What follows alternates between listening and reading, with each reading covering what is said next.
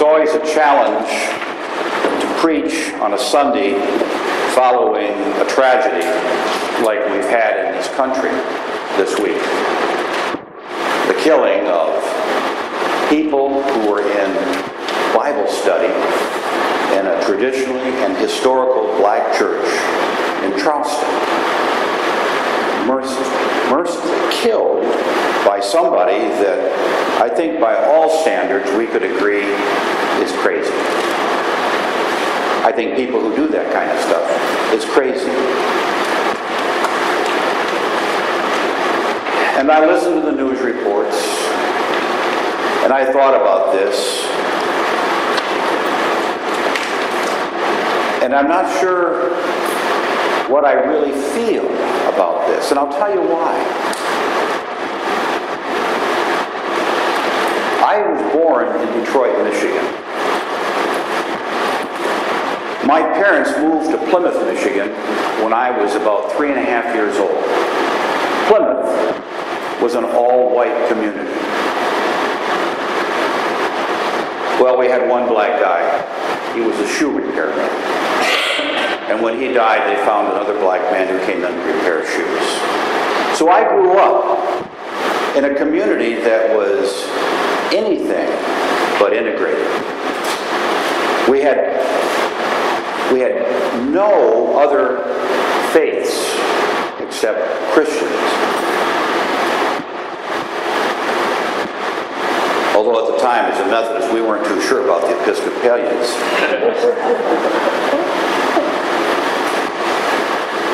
I went to Michigan State.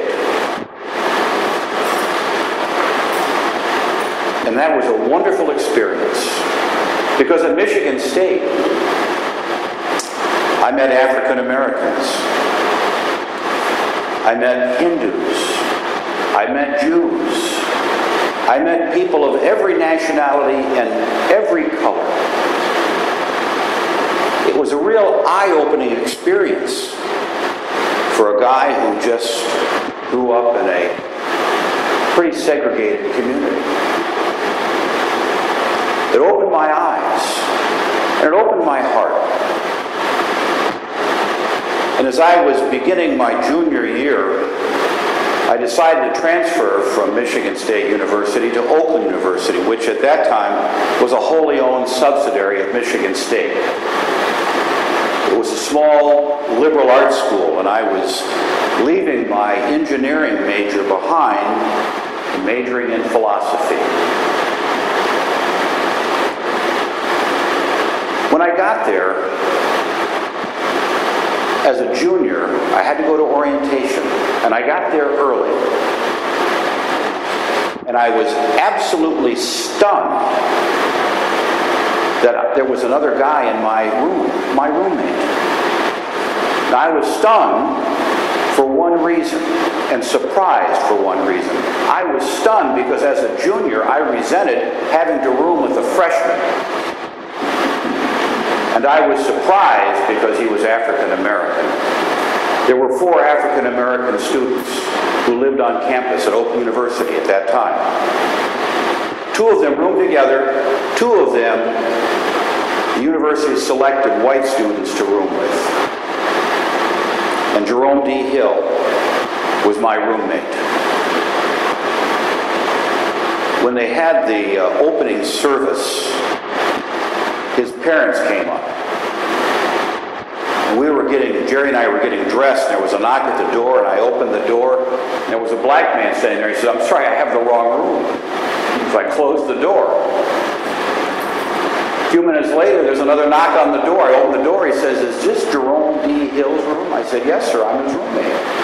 He looked at his wife and said, my, we have come a long way."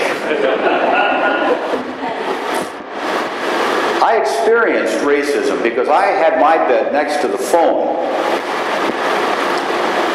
And when we'd have dances, and Jerry would dance with the white girl, the phone would ring most of the night. And I was the guy who answered it. And I couldn't believe the stuff that I heard on the other end. But Jerry says, after 18 years, you get used to it.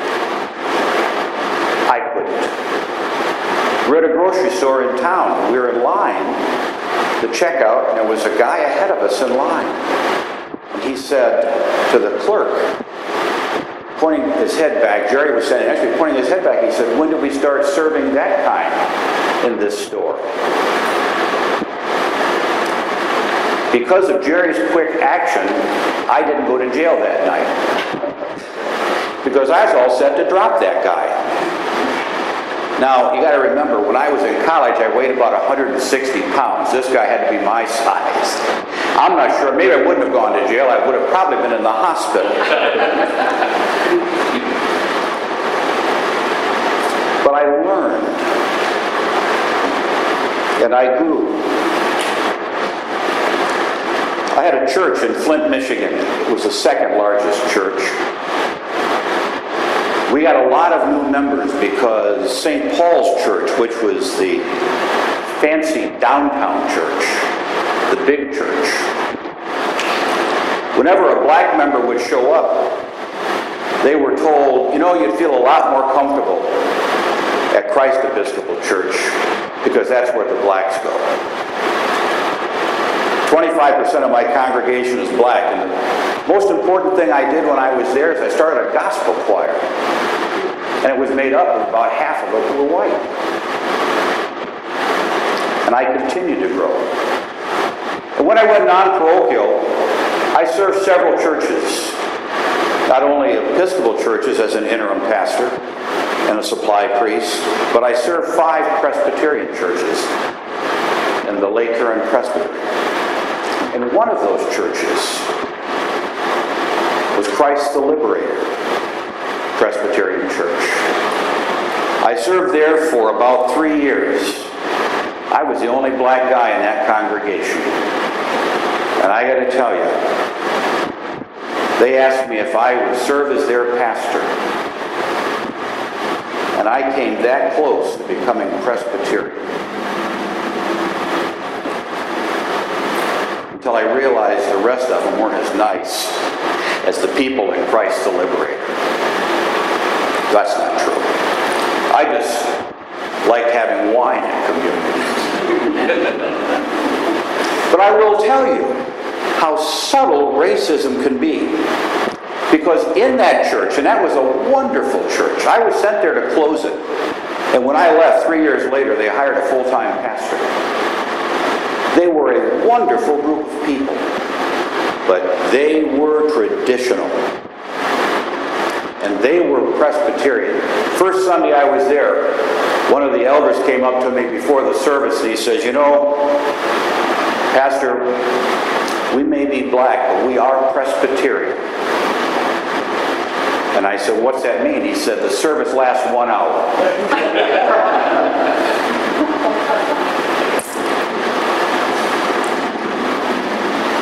One of the members of that congregation, who was an elder, was a man that I called Gunny. He was a gunnery sergeant. Retired. Nice guy. And we did an ecumenical Thanksgiving service. And Gunny came to me. He was going to be one of the ushers and take up the offering. He came to me and he said, Pastor Larry, you got to find somebody else because I can't do it. And I said, well, that's okay. You're not feeling well? He said, no. The other woman who's going to help is wearing slacks. Now, in this church, Christ the Liberator, women never showed up in slacks. That was the tradition. On Sunday morning, they were in a skirt or in a dress. And he could not serve as an usher with a woman wearing slacks. So I went to the pastor of the host church, who I always considered a real liberal, and I said, Gunny can't serve. And he said, why not? And I said, because the other woman's wearing slacks. And he said, well, what's wrong with that? I said, it's just not part of their tradition. And he said, well, why don't they get over it?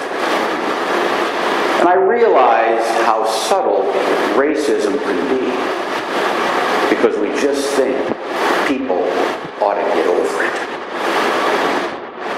But when you have a tradition, when you have something that's important, you don't just get over it because another pastor tells you to. And I thought about that this week. A lot of this, my history, came back to me. And I thought,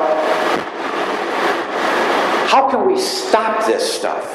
How can we stop these just horrible slaughters of people? And I read Facebook, and believe me, there are no answers there. You know, first thing I read was it's that Confederate flag. Now, I got to admit, I think it belongs in a museum and not on a flagpole flying over the Capitol. And I know for some people, it represents a heritage, but for some people, it represents hatred and bigotry. And I think it ought to come down. But then I thought, what about all those guys who dress up like Confederate soldiers and reenact the battles? They carry Confederate flags. Should we put a stop to that too? How much of our history do we treat as a historical museum or remembrance of the past, and how much of our history do we worship? And then I thought about racism again.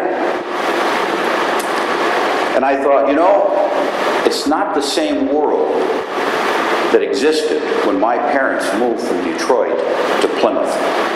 It's not the same world that existed when I was a freshman at Michigan State. And it's not the same world when Jerome D. Hill and I roomed together at Oakland University.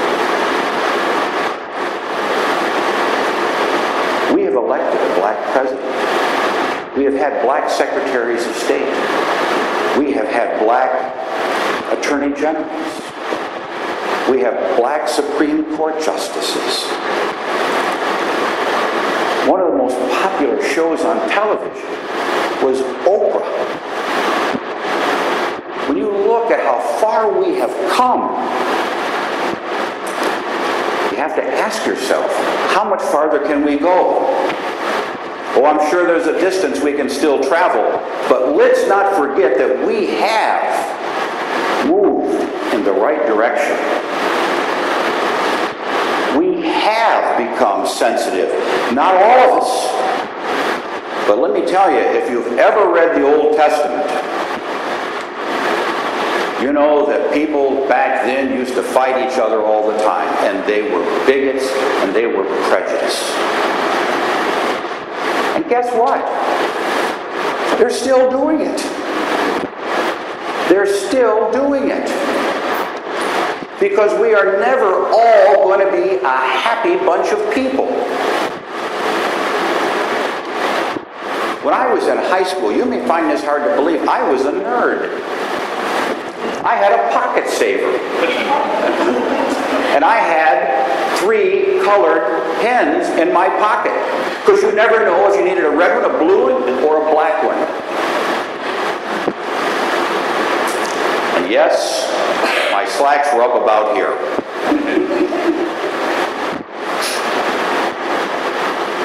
And I wore glasses. Not these cute kind like I wear now, but the cheap kind my parents could afford. The only thing I was missing was tape around that eyepiece. And I got picked on. But you know, people still pick on people today. We cannot find a way to make everyone get along. We just simply can't. Then I thought, well, you know, this gun thing. We got a lot of people talking about guns. If this kid didn't have a gun, he couldn't have done that. And I thought, you know, in 2015, earlier this year, a Jewish bakery in Paris had people killed, and they were Jews.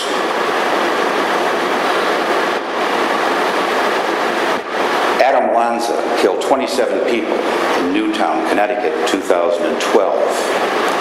A gunman killed 6 in a Sikh temple in Oak Creek, Wisconsin in 2012. In 2012, we had people killed in a movie theater in Aurora, Colorado.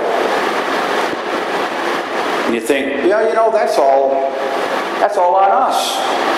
But in 2010, in Britain, a gunman killed 12 people. In Britain, where guns are illegal, 2009, Fort Hood, 13 killed.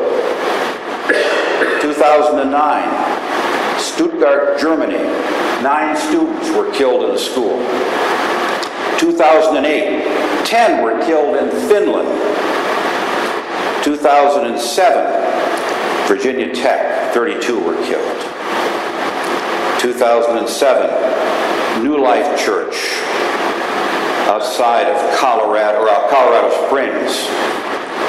4 people were killed until a member of that congregation, who happened to be carrying, shot the gun holder. 2002, sniper kills 10 in Washington, D.C. 2002, 15 were killed in a school in Germany. 1999, we all remember Columbine. It happens everywhere. It's not, you know, we'd like to think it only happens here, but it's happened in Germany, France, Great Britain, and it's horrible. And there isn't a country in this world that doesn't have stronger gun laws than they have in England. 2011, in Norway, this is one of the countries people like to talk about, a guy killed 33 people, dressed as a cop. In all of these cases, we could say if there were no guns, nobody would be killed. But in all of these cases, the people that were doing the killing were just simply bad people. People who were sick.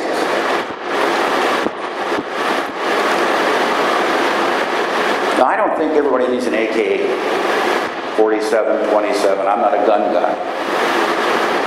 Although I do have a gun in my house. Maybe I do, maybe I don't. I always say that just in case somebody's thinking about stopping by at 3 in the morning. You never know.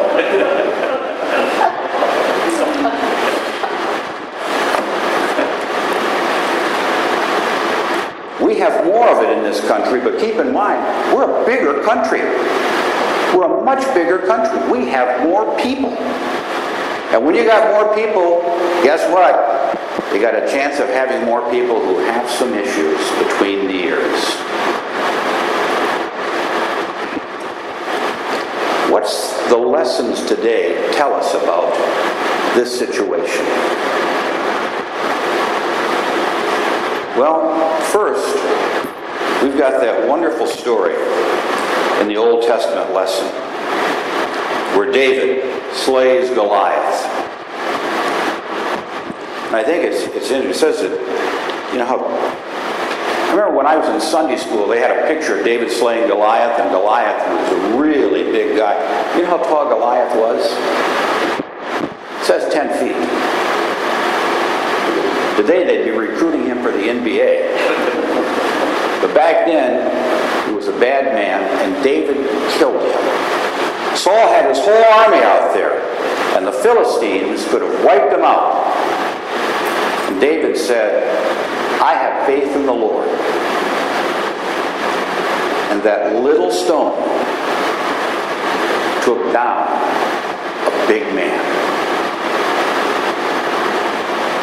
I think when we look at the issues of racism, and it's not just racism, but or prejudice against African Americans, but it's prejudice against Jews. Remember, we used to pick on the Irish, no, not we, but in New York, they're all living in a ghetto. In Boston, they stuck them all in a ghetto when they came over. Now we appreciate that, because when you're a tourist and you want to find an Irish bar, you know exactly where in Boston to go. The ghetto. The Irish ghetto. It doesn't take much to stop this massive thing that we see, because I don't think it's really as massive as we have come to believe it might be.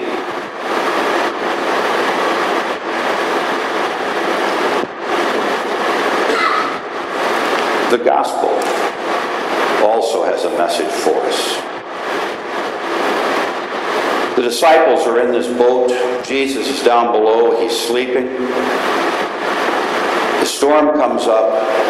They wake him up and they say, "Don't you care that we are perishing?" It's easy to say to God today, "Don't you care that this stuff goes on?"